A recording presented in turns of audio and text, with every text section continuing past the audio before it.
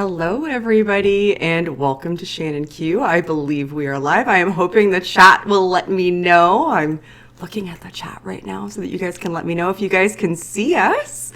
Today, I am looking forward to a very interesting and productive dialogue regarding a topic that is not always spoken about productively. So today I have Trent Horn with me, who I'm going to give an opportunity to introduce himself in just a moment. But before I do that, I'll just let you all know, in case anybody needs to make sure that they are psychologically safe from this discussion, we are going to be having conversations surrounding abortion. So if this is something that you don't feel comfortable listening to, please make sure you take care of yourself first.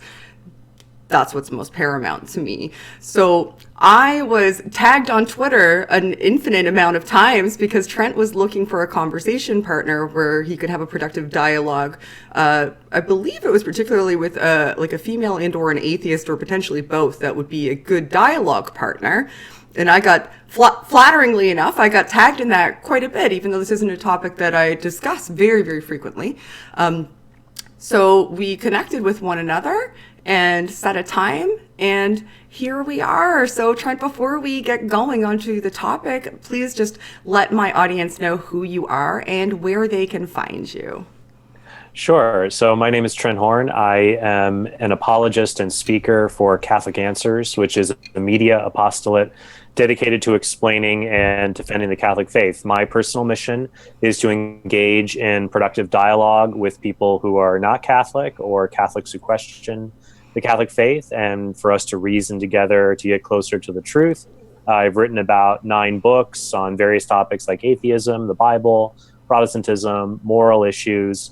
I have a podcast called The Council of Trent, Counsel. If you have any Catholics in your audience, hopefully they'll catch the pun there. And that's at trenthornpodcast.com. It's at Google, iTunes. And I just started a channel on YouTube like a few weeks ago. It's a baby channel on its way, Council of Trent, on there, where I'm posting more dialogues and short videos. But my goal is to really, I believe in the Catholic faith. I believe it's a true, good, and beautiful thing, but I know not everyone believes that or agrees with it. And I think that what we all can agree on, though, is the importance of having civil dialogue amongst one another who disagree, and try to find ways to get more resolution on these important issues that divide us. Wonderful. That all sounds like you and I will get along just great then. Yeah, so I've been looking forward to it. It's been a little while in the making because both of us have pretty ridiculous schedules. So I appreciate you making the time, and I thank you very much. And I believe that this is going to, or at least portions of it are going to be posted on your podcast at a later date. So if anybody's interested in checking it out, please go and do so. I'm going to ask Trent for his links so that I can put them in the description down below after this dialogue. So that I think that would be great, and I'm very grateful that you agreed to speak with me. What's funny is, like, when I go on the internet, I find a lot of people, whether they're Christians or atheists, who have no problem like posting videos like criticizing other people, but it's actually kind of rare to find people who are willing to sit down and do dialogues like this. I've seen a lot of people, both Christian and atheist, they're willing to just kind of put out their view, but not sit across the table. And so it's refreshing to see someone willing to do that. Yeah, look, right back at you. I think it's incredibly important because we're so busy, I think, spewing our ideas at each other nowadays that we don't really take time to figure out where another person might be coming from and how they get to where they are, and where, we might have things in common. We do a lot of othering. We other people quite frequently based on, very limited information that we have, and polarize ourselves. And a lot of us have more in common than we have to have in conflict. So I appreciate you doing the same, and I'm glad to hear that that's something that you're open to and enjoy doing. So now let's fight. Let's fight. Sure thing. Seriously though. It's funny. It's this issue. It's contentious. It's an emotional issue. Abortion is a very emotional issue, and I think the reason that it's such an emotional issue is because the stakes are incredibly high, and only one side can be right, or at least have the majority of the truth on its side. And whichever side is correct, the consequences are very dire, because it's not like I mean, you don't see people get this emotional about like the flat tax or like, something else where people have a gradient of views. Like for me, I feel like if I'm wrong about this, about the issue of abortion, like I believe abortion ought to be illegal. I think the unborn are human beings and abortion is an act of violence against them. But if I'm wrong about that, then I would be causing a severe amount of harm to women, to those who obtain abortion, and I would be really setting the clock back and reducing their personhood almost if I'm wrong. But I feel like though if I'm right, and if the other side's wrong, then a large amount of violence is being legally sanctioned every day. So I think it's contentious because the stakes are very high and like both sides can't be right, And ultimately, I think what it comes down to and why it is so existentially important to people is because the real argument is, what does it mean to be a person? And when do we become a person? And that's something that matters to all of us because we matter to ourselves and we want to matter to others. So the ultimate question is, when do we start to matter and why? Like, what makes us matter? So that makes it a very emotional issue for people. Now, I'm guessing, and this is just a complete guess, that I potentially see a later emergence of what would constitute personhood than you likely would, since you seemed, any abortion, presumably, you would think should be illegal and is violence, is killing a person. So that would mean that immediately upon fertilization, that constitutes a person, like that blastocyst to zygote stage of embryonic development, that like right at that point, that constitutes a person. Is that a fair assessment? Well, and I'd be interested to see your take on this question and how it's framed. I believe that a person is an individual member of a rational kind. So personhood does not reflect. Personhood is a value judgment about certain kinds of beings that have particular kinds of rights and intrinsic value. Okay. And so I think that personhood does not reflect one's abilities. It reflects one's identity. Personhood just is about, it's a property that it's categorical. You have it or you don't. I don't believe it comes in degrees. I think all people are equally valuable, are equally precious, and have an equal right to life. And so you're correct. It's very important to figure out who a person is. Sure. Because my view is not just that all human beings matter, because it's possible there are persons that are not humans. I mean, as a Catholic, I believe angels exist and they're persons, but they're not human. It could be possible in our universe, there could be extraterrestrial life that is rational, that is a person, but it's not a human. And I'd figure out, well, are they people? Like, to give you an example, like I think if Yoda from Empire Strikes Back was here, a person would be a person. He is. But I also think that that's true for Baby Yoda. He's not technically Baby Yoda, but now called that in The Mandalorian. That's on Disney Plus. I finished all of it. Oh, it's done. Oh, yeah, I finished it. But I don't know if you know this, but my boyfriend used to work for Lucasfilm, so. Oh, wow. And I'm Team Trek, so okay. It's rough in our household. You mean Star Trek? Yeah. Mm-hmm. I never enjoyed the comparison between Star Trek and Star Wars, because the only thing they really have in common is star. Yeah. One is an anthology series that thoughtfully takes philosophy and puts it in space fictional stories, and the other is a swashbuckling Flash Gordon space opera. But that's a different debate. That is a very different debate. Yeah. Maybe we'll have that next. But apples and oranges. So my point there is that even Baby Yoda from The Mandalorian may not have the rational abilities that adult Yoda has from Empire Strikes Back, but they're the same kind of being that, to me, I would say is a rational kind or a person. So that my position would be that all persons are valuable and have a right to life. We ought not directly kill them. Right.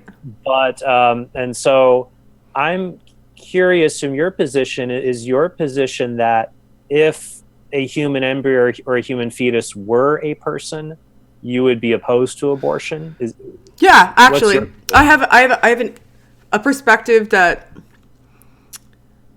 in order to find out essentially whether or not, because I would agree with most of what you said when it comes to personhood, like on a surface level, if anything, any person who is cognizant of their own existence and is capable and aware of their existence should be considered a person. Any sort of sentient life, I guess, would be a really broad way to do this. But the question is, what constitutes a person? Being able to correctly and accurately qualify and quantify what constitutes personhood is an important thing to do. And I would attach that to cognition, and specifically to thalamic development. It's a structure in the brain that a lot of studies the thalamus have shown is sort of related to consciousness and to our emergence of self-awareness and what we would consider to be consciousness. And in early stages of embryonic fetal development, that's not really there, not in any way that we would have an aptitude for self-awareness or even anything higher than sort of basal reflective responses to external stimuli. And if what's constituting a person is being able to have basal reflexive responses to external or environmental stimuli, then we have to expand personhood in incredibly broad swaths to anything that's alive, really, at that point in time. I mean, there's a little bit more nuance to my argument later, but to get back to yours, what do you think constitutes a person? Sure. I believe that for me, when we think about persons, it has something to do with their rational nature. I think you and I seem to both agree with that. Okay. Because it seems to me, do you believe that there are not any non-human animals are persons in the same sense that humans are persons? I think you could make a pretty strong argument for most primate groups, most higher order primate groups. Dolphins, you could probably make a pretty strong argument towards too. And I think it's because they display social interaction, sort of proto-linguistic abilities, elephants potentially as well, because they demonstrate empathy. But one of the things that they all have in common with us is larger cranial cavities and prefrontal lobes and higher thalamic development that would lead towards that cognitively from a neuroscience perspective. I think if dolphins are persons, they should be in prison. They're the worst. Oh, they're bad. But just because you're self-aware doesn't mean that you're adhering to the same moral structures that we like. Yeah. That's us anthropomorphizing our moral structures onto the animal kingdom, right? You'd only pick higher order animals. It sounds like you wouldn't give that to, let's say, like animals that are aware of stimuli and even have rudimentary planning skills, like a rat or a snake or a pigeon. Potentially. That's a broader argument. Like, I feel like now we're entering into an argument for whether or not veganism is a good way to go, right? Because if you're utilizing that metric to describe what personhood is, then potentially the morally right thing to do, if cognitive development and moral interaction and the ability to rationally assess the environment around you is what constitutes personhood, then we probably shouldn't be eating animals because they can demonstrate those abilities. So what makes us special? Well, it sounds, I mean, the argument would be you shouldn't eat people. No. I premise you and I would agree with. Don't eat people. But then if animals are people, you shouldn't eat them. Right. But I don't think most people would agree with that argument. I think even many vegans, I don't know if they would say that the death of, let's say, like a rat is morally equivalent with like the death of a newborn infant or a toddler, or I don't know if many would be willing to go that far to say that if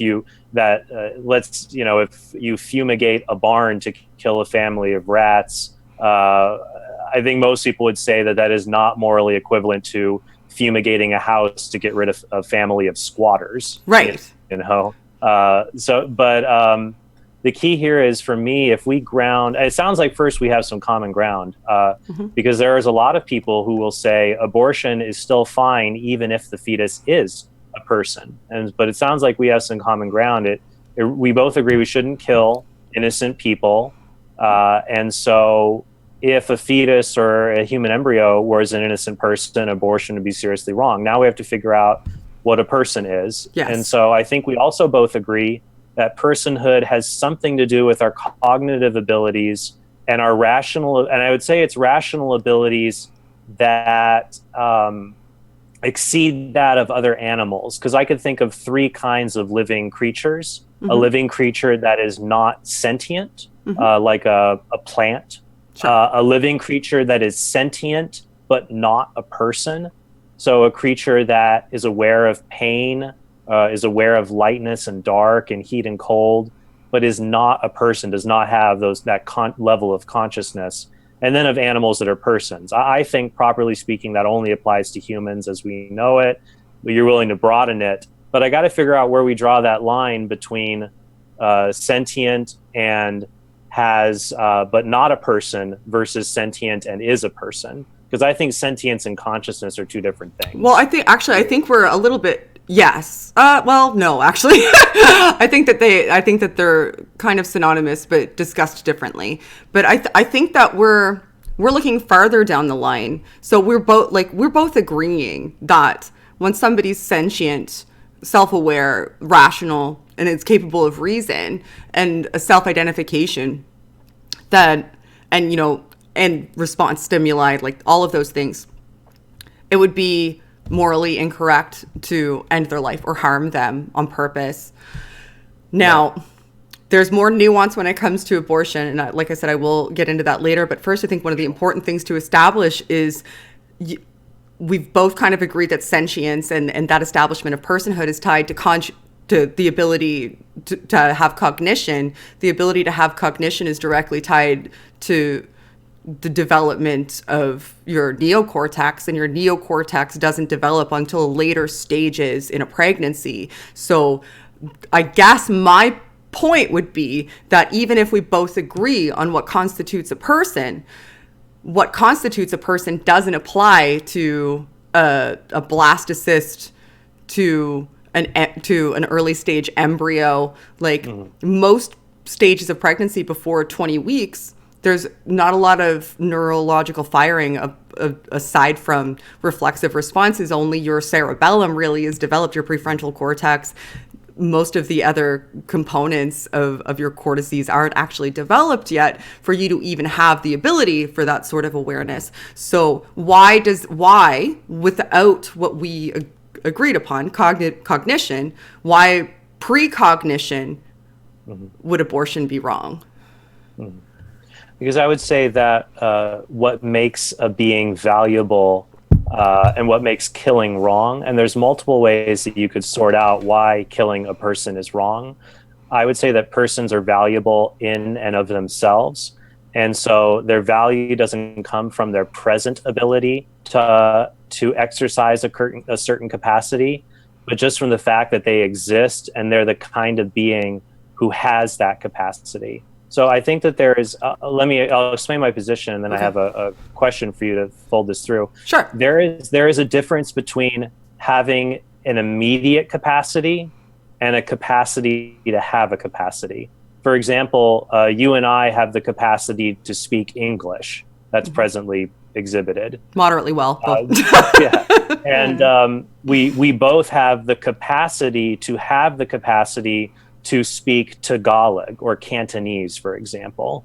And so we have the capacity to do that, even though we're not able to exercise the capacity at this time. It could develop later if we took Rosetta Stone or did things like that. So I would say a person is not someone who has the capacity for consciousness, but is the kind of being that has the capacity to have the capacity for consciousness. That's in virtue of the kind of being they are. And I think that this view, because it's tied to whether you are or aren't, you either are this kind of being or you aren't, I think that it's a very good view for several reasons. One would be this: if having consciousness is what gives us value, like if it gives us our value as beings, and if the property that gives us value comes in degrees, then it would seem to follow that that some people would have more value than other people if the property that gave us value came in degrees, such as consciousness or intelligence. Some people are more aware or less aware than others. But if it's a property that you either have or you don't have, being a member of the human species or not, well, then all members of the human species, regardless of their cognitive abilities, their functional levels, would be treated equally, and they wouldn't necessarily be susceptible to discrimination from things like ableism, for example. They're just, all human beings are equal in virtue of the kind of being they are, not their functional ability. And I guess my question for you would be, at what point in human develop does a human have consciousness that you're talking about to make them a person? But you can respond to what I said, but that's what I'm curious about your view. Yeah, there was a lot of interesting things that you said there. So your analogy fell apart for me a little bit when it came to capacity for language, because I'm currently demonstrating the ability to utilize a language. Like I'm forming morphemes and phonemes, right? Like I'm producing language. Right. But just because I'm not producing a different language, that doesn't mean that I don't have the capacity for language. Your analogy was utilizing the ability to use one language over another, as opposed to the ability for language at all. I could do something. I could change the analogy to say that most people, you and I probably have the capacity to reproduce, sure. But that was not true when we were toddlers. We had the capacity to have that capacity. It just had not developed yet. And yet we were still animals. If you define an animal as a creature that can reproduce, especially those who reproduce by sexual reproduction, we fell into that kind, even though we couldn't exercise the capacity at that point in our development. Okay, so I see what you mean. But the reason I think that your initial analogy kind of tried to work and that one may not, for me personally, is because what we were doing was tying it to personhood, and we can't tie reproductive abilities to personhood, because you can still be a person cognitively without the ability to reproduce, right? Like there's people that are sterile that can't reproduce. But right, my point was just that I'm just saying that there are certain kinds of attributes we have, or things that we can do, that we can immediately exercise them, but it also is the case we're the kind of being who can develop the ability to exercise those things, and that makes us a kind of being that is different than other kinds of beings. So for example, if you have if you see a cat that can't read, even though reading is a good thing, that cat is not malformed or having a developmental problem, because cats by their natures don't read. But a 10-year-old who can't read, we would consider them suffering from illiteracy and an improper development. And so if we had a way to treat them, we would treat the 10-year-old human as having a developmental problem, but not the cat, because there's something in virtue of his nature that he ought to be functioning in a certain way. And so I think if we look at the human nature, it's a valuable thing and it ought to function in a certain way. So, but I think I want to get back to what a person is, because I'm just trying to see from your perspective. I think that's where we're getting caught up, because like all of these things that you're mentioning that like we have capacity for and others don't, I tie those all back to neural function, right? I agree. The brain is what allows us to do these things. But it seems as though you're saying before we have any sort of, just the mere potentiation that one day we may have cortices means that even though we don't yet, the potential of the future development of those cortices is, worth seeing through, even though, because we will one day. Right. Well, my point is that we are the kind of being who would develop in that way, and persons have a right to naturally develop in virtue of what they are. And I think your view, because some people may criticize my view and say, well, you're just saying that value comes in potentialities. Right. But are you saying that when the thalamus or the frontal lobe or the neocortex, whichever part of the brain it may be, a bunch of them all together. Reaches a point of development, consciousness emerges. What does consciousness mean to you? What is that particular trait or property? What does it entail? That is such a huge question.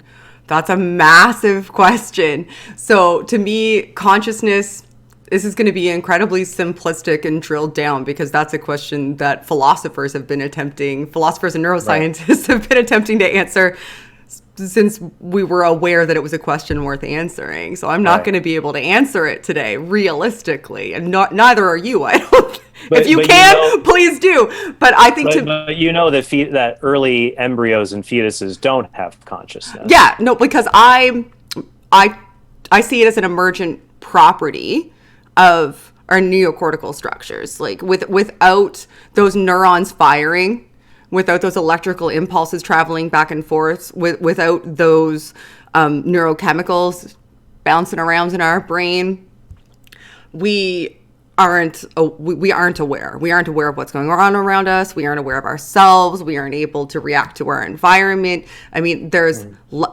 you reference levels of consciousness. I don't necessarily think that there really are levels of consciousness. I think that we, as people, like to quantify and classify things and put them into groups, because we have these sort of biases where we like to, we like to make schemas and build them around things and classify people and classify things. So a lot of people with psychiatric disorders, we classify them as having a deficit in consciousness, perhaps. And that's the wrong way to look at it. It just means that based on the arbitrary societal standards that we've set for a specific type of cognition, they aren't meeting what the mean comparison is for a larger population of people. It's just a deviation that makes them slightly different, but it's not a detriment unless you assign it the value of detrimental. So I can understand why you might say that, because that's kind of the perceptual view that people have on these things, but I don't see that as a level of consciousness. I see that as a value judgment based on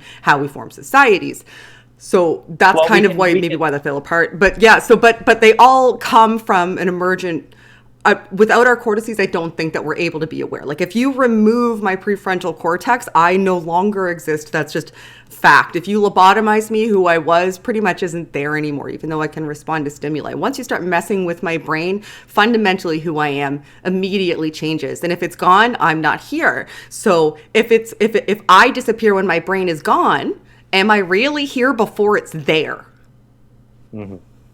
Well, that's two separate questions then. So one is about a symmetry related to personal identity. Yeah. And the other one goes back to what consciousness is. I would like to revisit the previous one, because I didn't quite get just a few descriptive terms to be helpful for me to know what you mean by the word consciousness. And I was just surprised when you said that you don't see that in levels among human beings. No, I agree with you that the value term, like whether something is detrimental or harmful, these are normative judgments we make. Yeah. But empirically, it seems quite obvious that there are certain cognitive abilities that some humans can engage in and others can't. Yes. That infants cannot recognize themselves in a mirror, or toddlers cannot grasp abstract concepts in the same way. Do you see them as less conscious because of that? Well, I would say they have less rational abilities. I would think infants do not have a similar consciousness to us, which would be a perception of I, a subject, over time. I don't think a newborn infant has that. Let me ask you another question. Can you give me an example of an animal that is aware of its surroundings, that it would not be murder to kill that animal? So if I killed this animal, it is not equivalent to killing a person. Fly. Okay, so a fly as a rudimentary understanding of the world around it. I don't know if flies can feel pain, though. I don't know if they have a sophisticated. I don't know. I'd have to look at that. I don't know if they have sophisticated nervous system. Some if a fish fly, might. Okay. Or lobster. Okay. Lobsters have nervous systems. Do you think the killing of a lobster is the moral equivalent of killing a human? Do I think that? No. And I think that that's because I'm making a value judgment because I personally, because I am a human, place a higher degree of value on humanity than I do to literally any other species. That is a very interesting argument. What would you say to someone who said, I don't think the killing of a black person is as harmful as the killing of a white person because I place more value on white people because I am white? I It would sounds say like you're a very, horrible racist because I'm at the unless the argument is that you're saying that seeing a and this is a lobster as I don't hold that view. It's a hypothetical. certainly I would hope not. I would certainly hope not. I'm glad you clarified that. But I see what you might be doing here is showing that there's like somebody could make an argument saying that I don't value X group, whatever the group may be. That could be an interspecies group or an extra species group. Somebody could say, I value this group less than that group. Yeah. And how do you differentiate why that one value judgment is better than the other? Now, I respect what you're doing. I don't know if respect's the right word because I don't like that analogy, but I see what you're doing. And I would say, Well, based on my, let me, one moment, Sure. just let me finish. Sure. And then absolutely, sorry, because I want to get this out. But what I would say is that how I would respond to that person is how do you differentiate the value of somebody who's another race within your species from yourself? And they wouldn't really be able to have a good answer to that question because there is no good answer to that question because whatever you see as intrinsically valuable as humanity, you would be able to apply to another person who's a member of humanity. Now, once we go all the way down to the level of lobster, it becomes far, far easier to differentiate, which is clearly why I chose lobster or fly. Once you get up as high as other primates, it becomes significantly more difficult to differentiate those things because we have linguistic abilities and can communicate thoughts and are aware of each other's feelings. Those are what makes it more difficult, I think. So, and all of it ties back to cognition. Like even in both of these examples, this prefrontal cortex is like there could be good arguments made for why you shouldn't even kill lobsters. That's why vegans exist, right?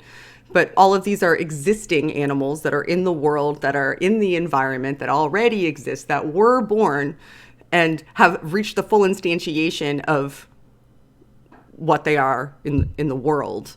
Well, I don't see how the location of an organism determines its value. If it turned out that a fetus did have consciousness, and I think that even under the standards you're operating with, we could say that third trimester fetuses or do you think that a newborn infant has consciousness and Yes. thus it would be a person that would be wrong to kill? I would That even then argue seem to third apply trimester abortions I wouldn't Yeah. be for at all. Right. Okay. And so, but these arguments from personhood, the problems that I have with them is I think that if they tie it to consciousness as a property, Okay. then you lead to one of two conclusions I don't think most people are willing to accept. And I think that would show a flaw in the thinking. Oh, please. I'm interested. One would be the idea that personhood is tied to a rational ability beyond most animals. That sounded like what you were arguing earlier when you picked primates, dolphins, that these are just a few select species and the vast majority of non-human animal species wouldn't be persons. It's people with superior linguistic abilities, cognition, possibly empathy. But the problem with that bar is it sets it so high, I don't think a newborn infant could pass. And under that view, no newborn infant would be a person. But the other view that is just that most people wouldn't accept either, that I think is counterintuitive, is that if the bar is set low enough to include newborn infants as persons because they have a particular level of consciousness, then you would have to say that any other animal that has consciousness that is similar to a newborn infant or higher, that the killing of those animals would be the moral equivalent of killing a newborn infant. I think a lobster's awareness of the world might be on par with an infant's. I think a cat or a dog or a pig or a pigeon or a rat, they have equal, if not more, awareness of the world than a newborn. Yet most people would say that it's more severe to kill a newborn infant than to kill those other animals. So I don't think the possession of consciousness or things like that, it doesn't make the explanation there, because it doesn't show why we would value the newborn infant more than many of these other lower order animals like a pigeon or a rat. Because the newborn infant's one of us. I think that's a pretty clear differentiation. And I think that there are a lot of people in moral philosophy who would make the argument that, any other living things like that take a pacifist approach to harm, Peter right? Singer. Yeah, and they make, exactly. And they make relatively compelling arguments that are fairly sound. I mean, I still like bacon, so I'll eat bacon. Like, you know what I mean? But isn't that interesting to you? Well, yeah. It is. It's absolutely fascinating to me, like, because we do already draw those lines. We draw them extra species, but when we're pressed on it, like you and I are pressing each other right now, it's very difficult to say, what is that line? But when we look at something like a pregnancy, that has the potential, the abstract and objective potential to be a human like us, to be one of our children, to be one of our grandchildren. To be a person. To be a person like us, the way that we identify personhood for ourselves. Just like a newborn has the potential to talk and do things like you or I can. Right, exactly. But like that draws me back again. And there's another thing I wanted to get on too. And this is fascinating, but that draws me back to the cortical development. Like that's where I really feel like once you have the ability to be aware of your own existence, and you really can't say that a baby isn't aware of their own existence, because one of the bars that we use when we're doing psychometric testings is the ability to self-report, and babies can't self-report.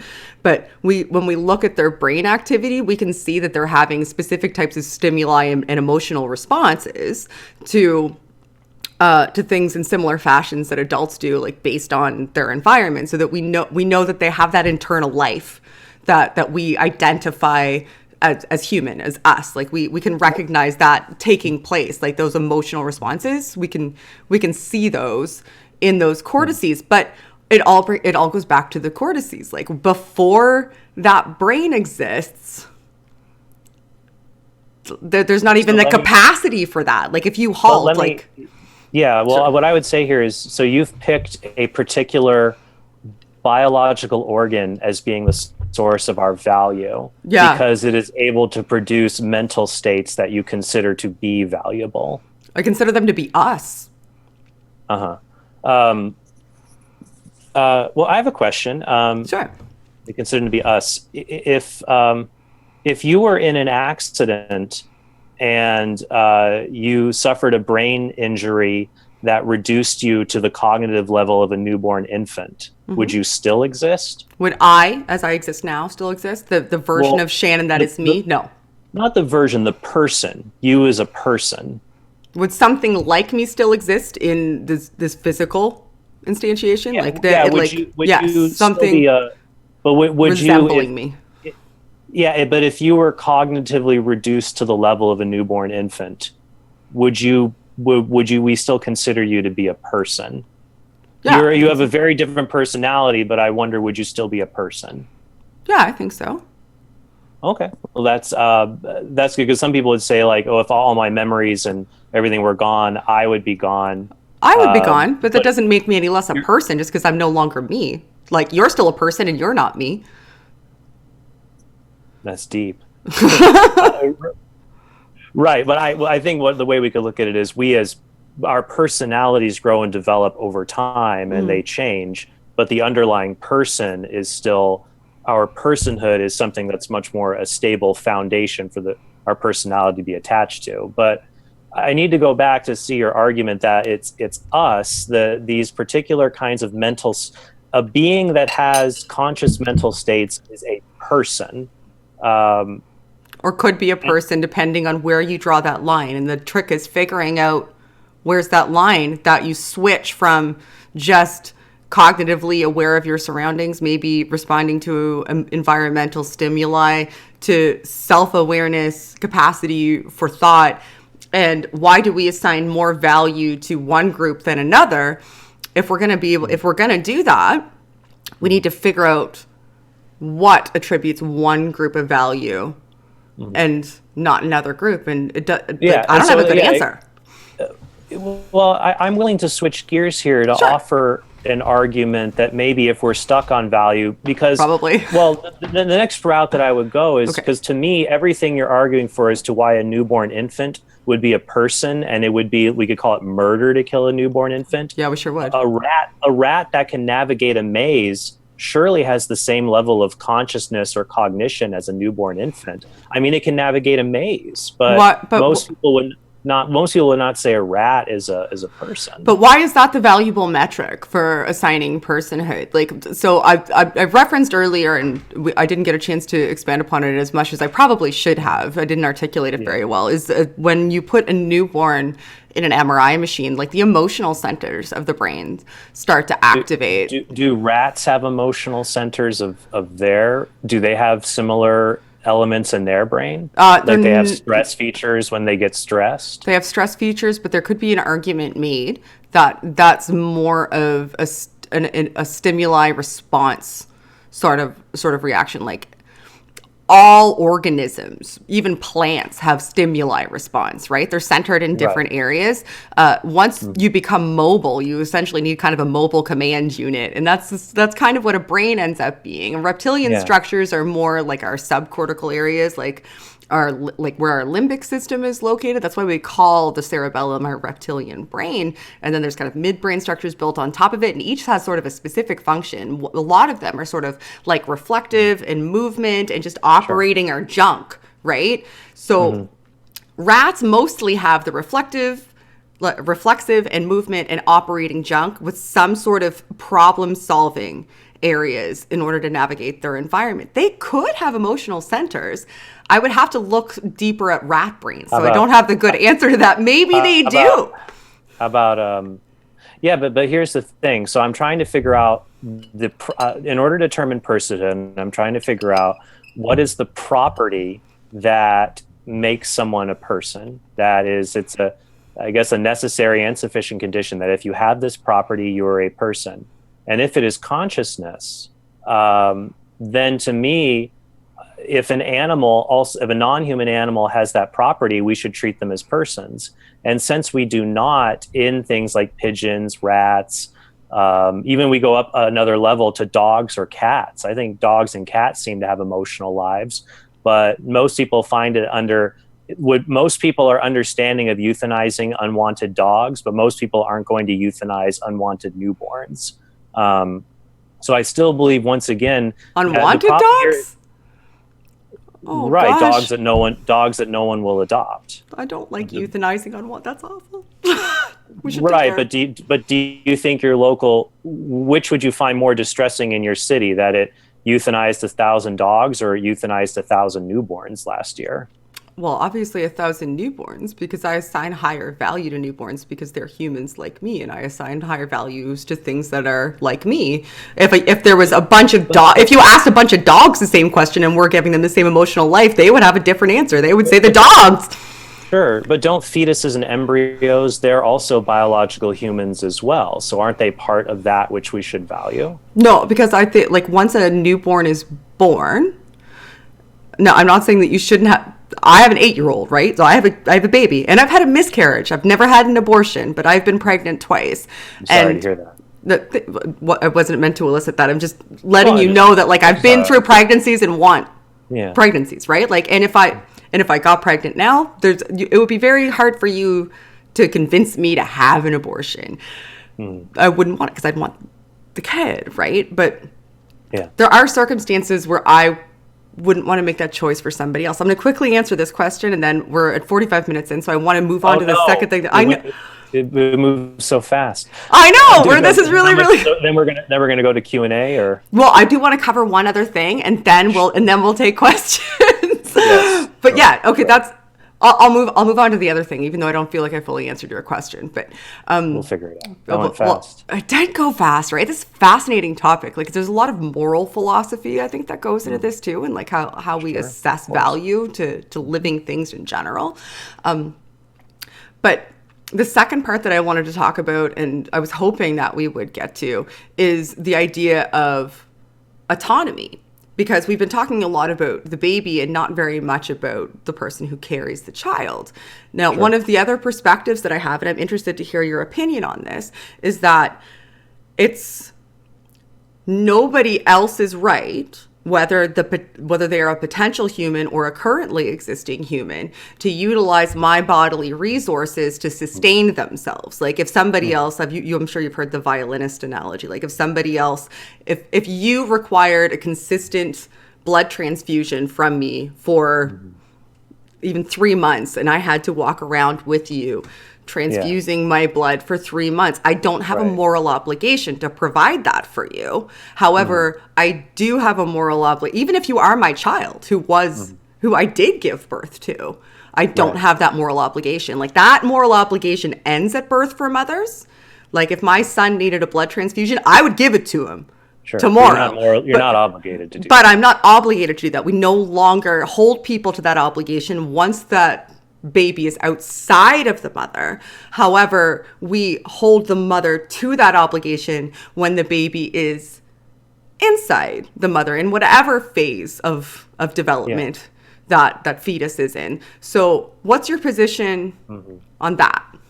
I believe that people do not have the right to obtain bodily tissue or organs from others in some kind of extraordinary way, like the donation. If I were to donate tissue or blood to another person, that would be extraordinary and it would be heroic because I'm not obligated to do that. However, I do believe that if someone is a person, they have a right to life. Now, normally for persons like you or me, our right to life is more of a negative right. It's a sense of we have a right to not have other people kill us. Don't shoot me, don't stab me, don't poison me. Like if people, I have a right to life, and so if people leave me alone, they will basically respect my right to life.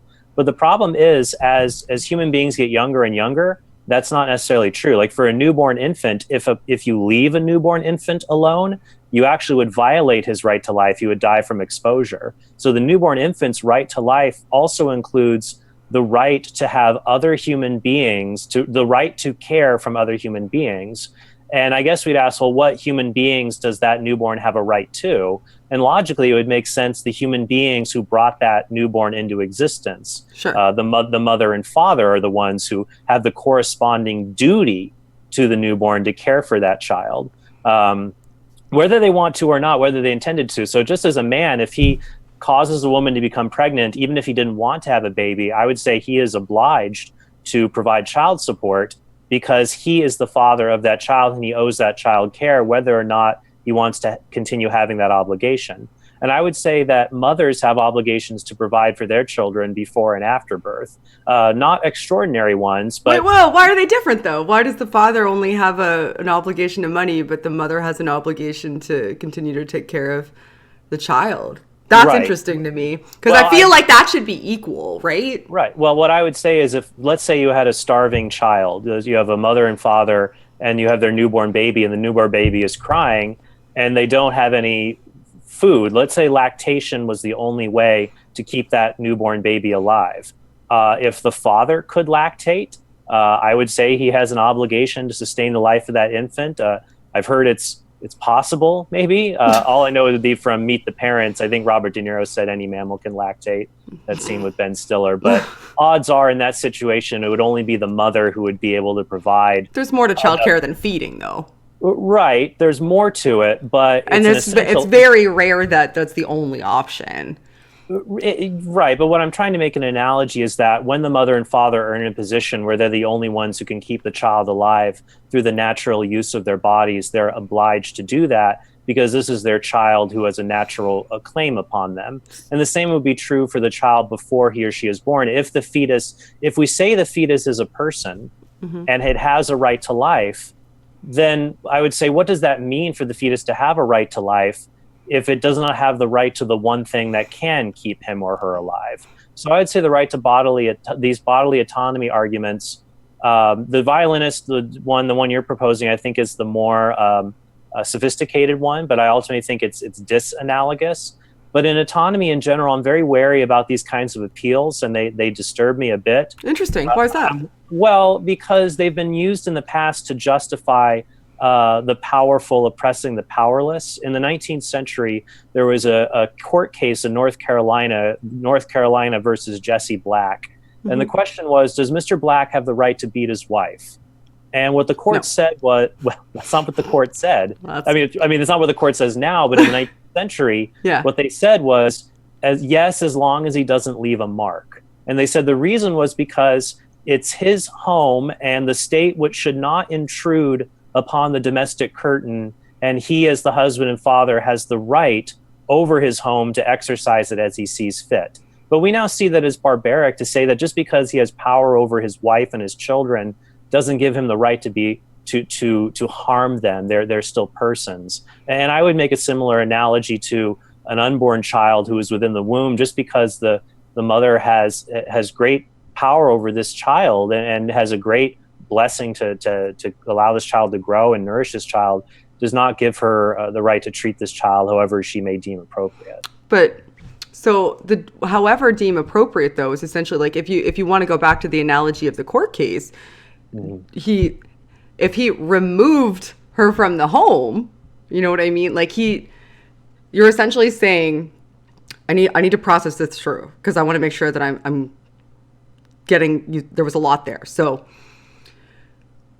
you see that once a child is born, they still essentially kind of have a right to the body of the woman because of lactation, even though there are other alternatives to keep the child alive. They have a right to care. I'm not saying an exclusive right to lactation. I'm saying a child has a right to nutrition, shelter, the things a child needs to grow and properly develop, and parents are obliged to provide that. And there's a different multitude of ways they can provide it after birth, but there's really only one way they can provide it before birth. Okay. So before birth, the child, because the argument's about utilization of the woman's body, which can be detrimental. Like there are instances, and I want to get this out, and it doesn't always pertain to this argument. Like this isn't every instance. I want to get it out, and then I'm going to get to my other point. But there are instances where a pregnancy is or could be life-threatening. Like, for example, I wouldn't have an abortion. Again, I'm going to go back to myself. But I have multiple sclerosis.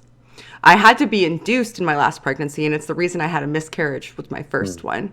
It was because I have MS, and my body didn't deal well with it. Like, I have generalized autoimmune disorders, too, so my body kind of attacks pregnancies and attacks itself. I was borderline to the point that I may have lost the use of my legs and may have had, like, if I get pregnant again, it could be dangerous for me. Like, it could be dangerous. Sure. I would still see it through personally, but I don't feel like I have the right to make that choice for another person, especially if it's a pregnancy where I was raped or it was incest, or like there's a confluence of circumstances where a woman's body could be seriously damaged, permanently damaged. It could result in death, or it could result with them being incapacitated to the point that they can't even take care of the child anyway. I wouldn't have been able to take care of my son had I been paralyzed. Luckily, I wasn't.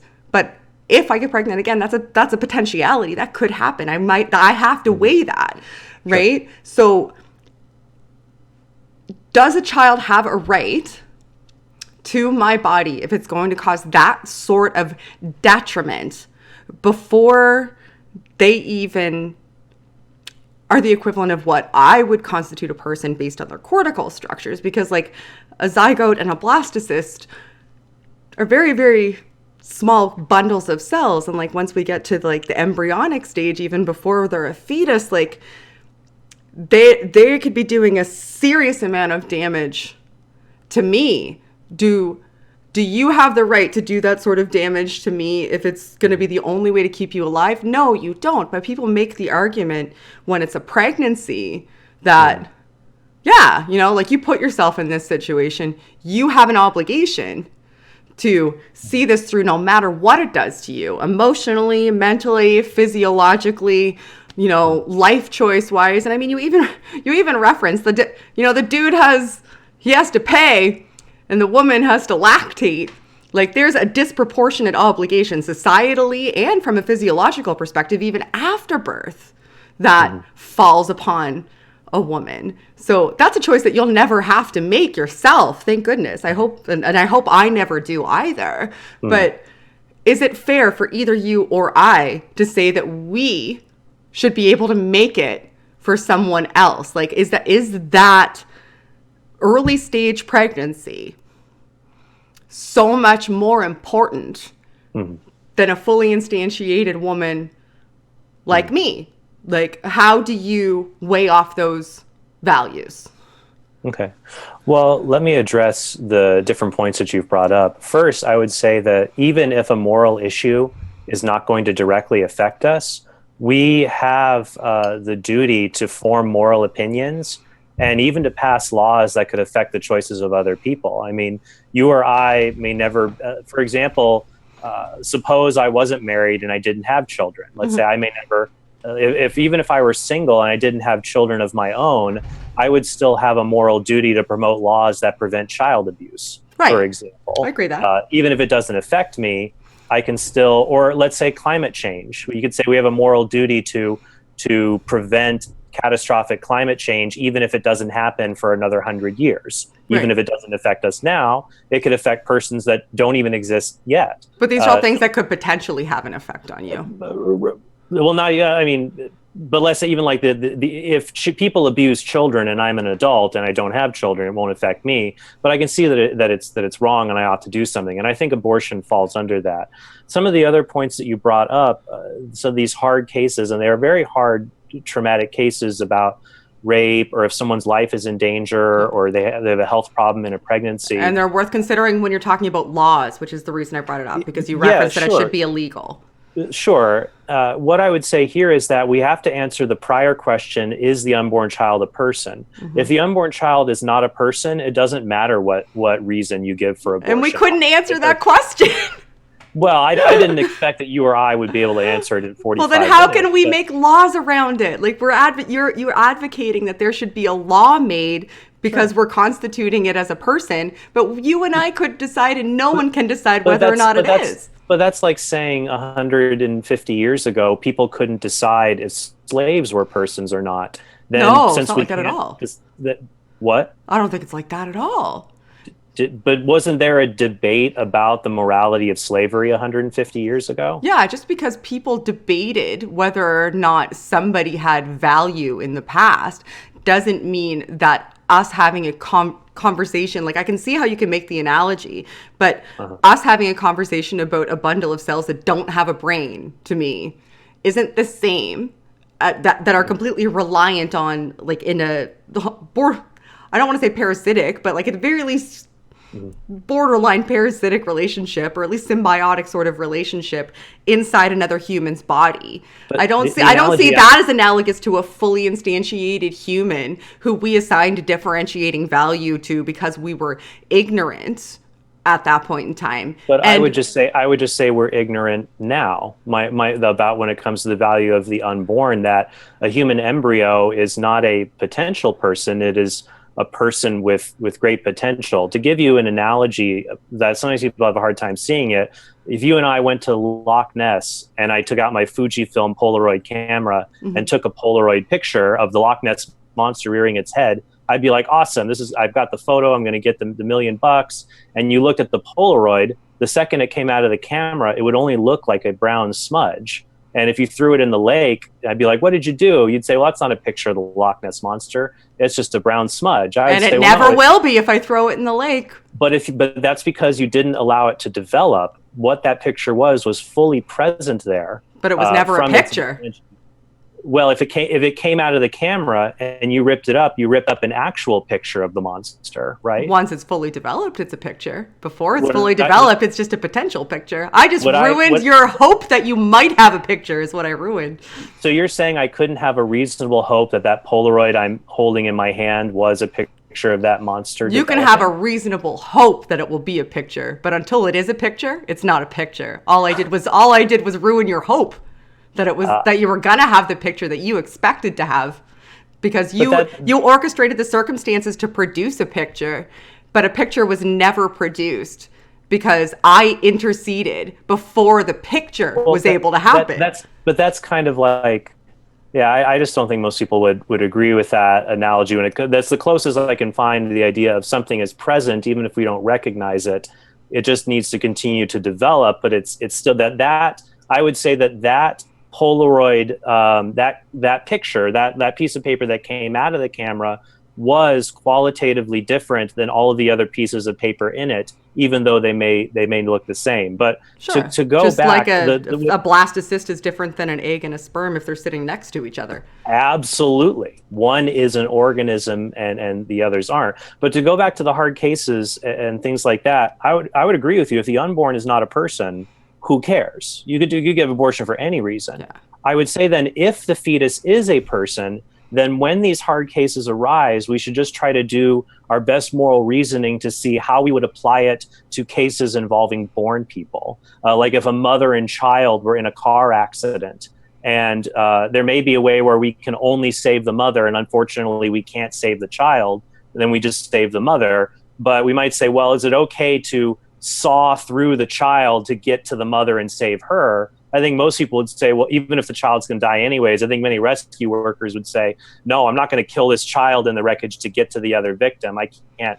But what if you use the same analogy with just two people? Like, I think when people put child in that scenario, they do it because child elicits a very visceral emotional response, because we all have this visceral to protect child. Sure. Like when you put person next to person. Sure, you and I sitting in a boat that's sinking, I would not be justified in pushing you out of the boat and causing you to drown in order to save my own life. You don't think so? So you don't think that there's ever any instance where self-preservation takes priority? You should always sacrifice yourself. I believe the Greek philosopher Socrates once said, it is better to suffer evil than to inflict it upon others. That's very noble philosophy. And Jesus said some other important things too. But who's that guy? We'll start with someone that I think a lot of people. Well, Jesus said that no greater love than he who lays down his life for his friends, or even then for a stranger, really. So for me to model after. But my point being that with that, if persons are valuable, then we understand that we ought not kill people, even if it may yield positive benefits for us. If we start down the path of saying it's okay to kill people because of this positive outcome, to directly kill them, to intend their death and directly kill them, to have a positive outcome, that leads to scary results to me. I think should really concern people. I think rather we ought to cherish all human lives, and we should protect all human lives and consider all human beings as having equal value regardless of different traits about them, regardless of different biological traits, be it race, age, physical development, mental development, and then all people are equal because we just pick one thing, which is being a member of the human community that matters. And so I think that an unborn child, I think an abortion provider has the same intrinsic dignity and worth as an unborn child. So like I reject abortion related violence of all kinds, but that'd be essentially the position that I would put forward, and I think it's a sensible one for people who care about equality and goodwill towards others. I see your perspective, and I thank you for having the conversation. I'm gonna start taking questions in a minute. I have maybe one more thing to say, because you know me, chitty chat. I did see one super chat come through. Any super chats will be read first. If you have questions for either Trent or myself or both of us, or you want to tell us you're awesome, anything that's mean will not be read. Thanks for the donation. Don't say mean things. Well, that's so no, I don't. My audience is an absolute delight, and I love them. And it's not a thing that's ever happened. Actually, I always feel the obligation to say it, but it's just really not happened. They're always wonderful. But I'm also going to have a look after I'm done this in the side chat, which I do have open now, so that I can see if anybody wants to @ me at Shannon Q. Make sure that I see it. But I am going to prioritize the people that were kind enough to donate. So the last thing I want to say is one, thank you. I appreciate this. I hope you feel that you were respected and heard. Yes. So I appreciate you coming. It's a contentious issue that a lot of people can just kind of want to fight about, because especially it's very emotionally charged as well and imbued. So I appreciate you having a positive dialogue with me in regards to our positions. It's valuable to me, and I think it's valuable to other people as well. And I really do. I feel like the crux of our disagreement, like even ignoring all of the other nuance, because there's a ton of nuance in a discussion like this. You could talk about it for days. Like we've already talked for just a little over an hour. So thank you for your patience as well. It flew by. Is where we assign personhood. Like I just feel like for me, it's higher up on the scale of development than it is for you. Like for you, it just seems like it's like moment of conception. And for me, it's moment of fully functional cortical development, which there's some debate about where that happens, but that's kind of where it happens for me, which is where it becomes morally difficult and ambiguous for me. And prior to that, I don't have as much more difficulty. And I think it's just really, it boils down to where you and I ascribe personhood and having different ideas of where that happens. Yeah, and the last thing I would say is you brought us something earlier about like, well, if I stop being a person when my mind goes away, isn't my mind when I become a person? And I think ultimately my position would be, we are people who have minds, but we're not identical to our minds, especially given that with cortical development, the brain, trillions of new synaptic connections happen in the 9 months after birth to develop self-awareness. I would say that my position would be that a person comes into existence when they as an organism come into existence. Mm-hmm. And then when they die, the reason they go out of existence is not necessarily because their mind is gone. Even if you were reduced to the state of an infant through a brain injury, you're still a person. The person is lost when the organism is lost and you become a decomposing corpse. So my symmetry is personhood begins when the organism begins after a successful conception, and personhood is lost after the organism loses organic unity and death occurs and decomposition occurs. Okay. I think we may differ a little bit there, but if I start to get into it, we'll be at it for another hour. So there is actually only the one super chat. It's from First Contender, and their team you. They said Trent did well. So that's nice. Well, I think we both did well. A good I appreciate your perspective, and that's what's most important. I think. Sure. Everybody's air quotes team is going to root for them. So what's important is to be able to have nuanced dialogue that people can pull something from. Sure. So Brent Kalar says, "Does a fetus have to be a person, or is it enough that it have a future of value?" I wanted to bring this up in our conversation. Go ahead. There's your opportunity. This is very helpful. There is another argument one could put forward. It's a more limited one, but there is an agnostic philosopher named Don Marquis at the University of Kansas. And this is his argument. He says abortion is wrong because it's wrong to kill a being that has a future like ours.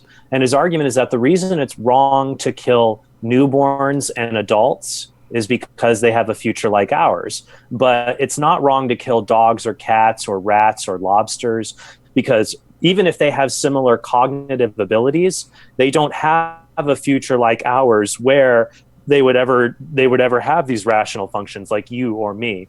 And so Marquis's position would entail the wrongness of not just killing newborns or adults, but also most human fetuses and embryos, except for maybe those that have anencephalus and will not develop past the fetal stage. But otherwise, it would entail the wrongness of killing fetuses or embryos. And listeners who want to learn more about that argument, he's not even religious, he's an agnostic. They can look up Don Marquis, Marquis, and it's called the Future Like Ours argument. That would be interesting to look at. See, I'm not sure how you assign, like that would go right back to like how you assign value and differentiate personhood to me, and we could just rehash all that, but let's not. Well, Marquis is very clear. It's not about personhood. It's about figuring out what beings. But you're attributing more value to a human contribution to existence, or you're attributing more value to just being a human and existing because why? Right? Like that's what it comes to. It's a future like ours. It's having experiences like you or I have. Okay, so it doesn't necessarily have to be human. It just has to be, congruent with the human type of existence, with the type of experiences that we have as we go He through our sees life. the wrongness of killing is that it's deprivation. It deprives someone of something valuable, and that's that future that doesn't deprive it of animals, for example. Most nearly all animals wouldn't have that property, but humans do, and Marquis is open to other animals maybe having it, but he doesn't line it with personhood. He lines it with that future-oriented value. So it's an argument of deprivation of human possibility, Of possibility of a rational future, because then it would also explain why it's wrong to kill Superman or wrong to kill a non-human alien. But then, like, is it wrong to kill Hitler? Like, you know what I mean, though. Like, how do you attribute a positive value, right? And to that future existence? Sure, and like, what you would have say, to have like a very sort of idealistic version of like all of us are gonna do good stuff. He wouldn't say it's absolute. He'd say all things being equal, if someone's innocent and will have a future like ours, but one could be justified in killing someone like in self-defense or in war. But then again, it's like, what about baby Hitler? There's a Pandora's What would you box. do, right? Yeah, exactly. That's an interesting question. I'll have to look into that argument more because it's not something that I've delved into with nuance, and the idea of potentiation. Like, do we automatically assign value to potential? Interesting. Oh, I have another super chat. Thanks. Oh, Joseph Kirby. Hi, Joseph Kirby. We need more abortion convos like this. I loved it. That's a sentence I never thought I would get to read in my life. We need more abortion. Well, that's good though. That's positive. It's great. But it's also sad because it means that most people can't have, Jesus said something similar to this. He looked upon the crowds and he said they were helpless and hopeless, like sheep without a shepherd. He said, the harvest is plenty, but the laborers are few. Pray that the master will send laborers out. So the harvest for having good conversations out there, it's plentiful, but the laborers who can engage in them are few. We do need more. I couldn't agree with that more, which is why I think more people should foster these types of dialogues, and it's certainly not deter them. So thank you. Brent's on fire over there in the chat. It's like, is he a plant? You got branches? Shannon Q. If we ask, is that me? That's just me, and I changed my. I knew it! Let's see, what's a fake name I can come up with? How about Brent? Clever. All right. Oh, I lost him for a second. All right. So, if we ask why is it wrong to kill Shannon Q, the answer would be her future has value. Or wouldn't it be that I assign myself current value? Like, I feel like that's... Yes. But I also think that I assign myself current value. And other people assign themselves current value. And then we can recognize that since we assign ourselves current value, we wouldn't want to harm somebody else because we wouldn't want them to take that, what we value away from us, right? Like, it's a little bit like a golden rule argument. Yeah, do unto others. I wouldn't want someone to abort me. So, but I think the argument there where I would take that is the problem is there appear to be many human beings that we agree is wrong to kill that are incapable of assigning their own value or saying, I am valuable, I want to live, to utter that proposition. Right. And that would include newborn infants as well as people with very severe mental handicaps. And people who are comatose, would be someone in a reversible coma, so we don't go down the assisted euthanasia rabbit hole. Oh my gosh, we could do this for hours. All right, so I don't know if I see any other questions in the chat right now, and I've already held you for over an hour and 15 minutes. So I'm at the office. And they closed an hour and 15 minutes ago, so we'll see if I got locked in. Oh no! Will you let me know? I'll be. I told them I would be here late, so I think I'll be okay. Oh gosh, well, I hope you can escape. It's valuable to me that you escaped the office. Sure. I wouldn't want to be trapped in an office. All right, well, but just in case anybody tuned in late, just please let them know who you are and where they can find you. Sure. So I'm Trent Horn. I'm an apologist and speaker. You can find my books on Amazon. My podcast is trenthornpodcast.com. You can find, it's the Council of Trent, COUNSEL, Council of Trent. Shows up on iTunes or Google Play.